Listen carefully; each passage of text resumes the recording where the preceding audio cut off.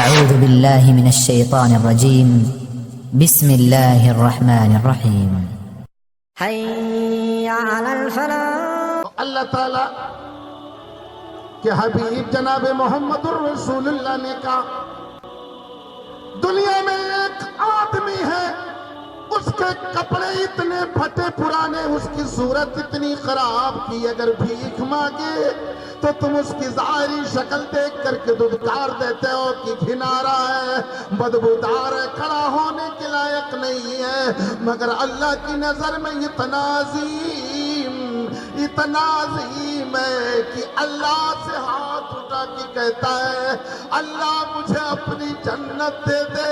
اللہ کہتا ہے کہ میرے بندے میں نے تجھے اپنی جنت دے دیا۔ میرے عزیزوں اور دوستو، کپڑوں سے دھوکہ مت کھانا۔ اگر کپڑوں سے دھوکہ کھاتے، چہروں سے دھوکہ کھاتے تو بلال کہاں جاتا؟ اگر رنگ روغن بہت اچھا ہوتا تو نبی اپنے مسجد کا مؤذن بلال کو کبھی نہیں بناتا۔ کالا بلال، کلوٹا بلال، مگر نبی نے اپنے مسجد کا مؤذن چننا ہوا تو اسی بلال کو اپنی مسجد کا مؤذن بنایا۔ اور امام احمد ابن حنبل ایک جگہ لکھتے ہیں کہ حضرت بلال جب اذان دیتے تھے تو جانتے ہو، جب اذان دیتے اذان خانے میں چڑھ کر تو برآمدے میں اللہ کے نبی ٹہلتے تھے، اور جب بلال کہتے اشہد ان محمد رسول اللہ تو سامنے نہ دیکھ کر اللہ کے حبیب کو دیکھنے لگتے تھے، اور اللہ کے حبیب وہاں سے منڈی ہلا کے کہتے بلا یا بلال انا محمد رسول اللہ، ہاں بلال میں محمد رسول اللہ ہوں۔